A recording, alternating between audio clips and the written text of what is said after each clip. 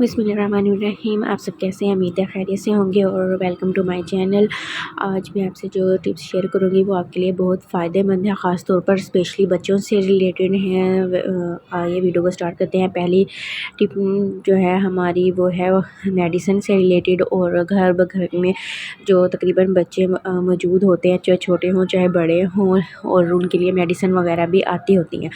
सो आपने क्या करना है कि कैसे आप जो है ना वो मेरी इस टिप को यूज़ में ला सकते हैं। पहले तो इन पे जो है ना वो एक्सपायरी डेट लिखी होती है, जो कि अक्सर जब कागज़ वगैरह जो है ना वो हमारे बच्चे ब्रेक कर देते हैं तो हम भूल जाते हैं, हमें याद नहीं रहती। तो आपने एक्सपायरी डेट जो है ना वो लाज़मी किसी और जगह लिख लेनी है, शीशी पे लिख लेनी है, 2-3 जगह आपने जो है ना वो इसी पे लिख लेनी है। फिर उसके अलावा जो मेंशन करते हैं कि डॉक्टर प्रिस्क्रिप्शन देते हैं कि आपने सुबह शाम देनी है, 3 टाइम देनी है और कितने दिन देनी है, तो वो भी आप जो है ना वो पेन से इस तरह लिख लें। वैसे अक्सर मैं अगर मेडिकल स्टोर वाले जो है ना वो लिख भी देते हैं, पर बाज़ नहीं भी लिख कर देते, तो आपने जो है ना वो इसको अच्छे से इस तरह लिख लेना, ताकि फिर आप उसको टाइम के मुताबिक दें, भूलें नहीं। और फिर आपने क्या करना है कि ये पेन मेरा चल ही रहा था, और ये वैसे एंटीबायोटिक है, ये तो 1 वीक ही चलती है, बनाने के बाद इसको आप फेंक दें, इसको बाद में यूज़ ना करें।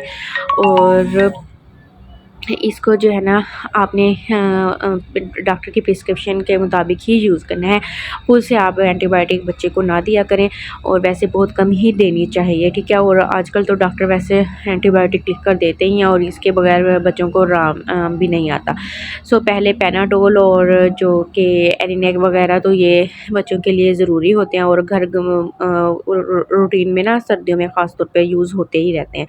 ये पैनाडोल होता है 2 मंथ के बच्चे से लेकर 2 साल के बच्चों के तक के लिए, ठीक है। तो आपने क्या करना है, इस पे आपने लिख लेना है, और पैनाडोल के पीछे मैंने आपको दिखाया वहाँ पे तो लिखा हुआ ही था, ठीक है, उसके वहाँ पे लिखा हुआ है, और इस तरह आप लिख लें। अब चलते हैं टिप नंबर 2 की तरफ, और वो क्या है कि हमारे घर में टिश्यू के वो खाली हो जाते हैं, और ये भी सर्दियों में वैसे बहुत ज़्यादा खाली होते हैं, क्योंकि ज़ुकाम वगैरह हो रहा होता है बच्चों को, और बड़ों को भी, सबको ही हो रहा होता है, और मेहमान वगैरह भी आता है, तो टिश्यू के बॉक्स तो लाजमी हमारे यूज़ होते हैं। सो हमारी जो डब्बियाँ वगैरह ख़ास तौर पर मेडिसिन की बच्चों की वो फट जाती हैं, तो आपने क्या करना है, बच्चे अक्सर फाड़ ही देते हैं, मेरी बेटी तो फाड़ ही देती है, उसको ना फ़ौरन उसने डब्बा देखना है तो वो तो खींच लेगी और उसने काट देना है। तो आपने क्या करना है कि इसको जो है ना वो आप इस तरह के खाली डब्बों में रख लें, तो एक तो ये स्टेबल रहते हैं, मतलब कि गिरते भी नहीं हैं। आप किसी भी जगह रख दें तो ये सेफ़ रहते हैं, और दवाइयाँ गिरती नहीं हैं, शीशे वाली में होती हैं तो टूटने का भी ख़तरा होता है। सो बच्चों के पाँव वगैरह में भी लग जाता है। सो ये मेरी टिप आपको उम्मीद है ज़रूर पसंद आई होगी, आप ज़रूर ट्राई कीजिएगा।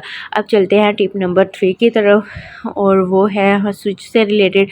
मैंने कल आपसे जो टिप शेयर की थी कि बच्चों के जो वायर्स वगैरह होते हैं, हम उससे जो है वो क्लीनिंग कर सकते हैं, जो इलेक्ट्रिक की चीज़ें होती हैं। हाँ, और ख़ास तौर पर ये देखें स्विच के साथ पे जो है ना बच्चों वगैरह के हाथ लग जाते हैं, और बड़ों के भी लग जाते हैं, तो आप इससे वाइप से जो है ना उसको साफ़ कर सकते हैं अच्छे से। और ये लगा हुआ था, मैंने आपको साफ़ करके दिखा रही हूँ, ये बिल्कुल साफ़ हो गया, और खुश्क होने के बाद भी जो है ना वो बिल्कुल क्लीन था। अब चलते हैं हम टिप नंबर 4 की तरफ, और वो है स्विच से रिलेटेड। तो इसी वाइप से ही हम जो है ना वो हमारे इस इलेक्ट्रिक बोर्ड को कितना गंदा हुआ था, सो ये मैंने जो है ना वो इससे ही साफ़ किया है।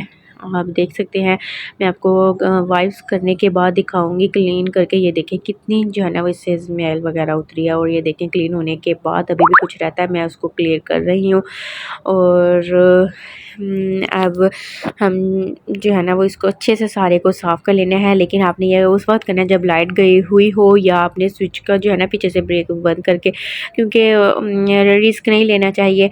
और अब चलते हैं हम टिप नंबर 5 की तरफ, और वो है जो वाइप्स के पैकेट खाली हो जाते हैं, तो ऊपर इसका जो है ना ये लगा हुआ होता है स्टिकर, आपने इसको उतार लेना है। ये बहुत ही काम आने वाला है आपका। एक तो आप बच्चों के खेलने के लिए चीज़ें भी बना सकते हैं, तो बच्चे इसको बंद करके खोल के बहुत खुश होते हैं।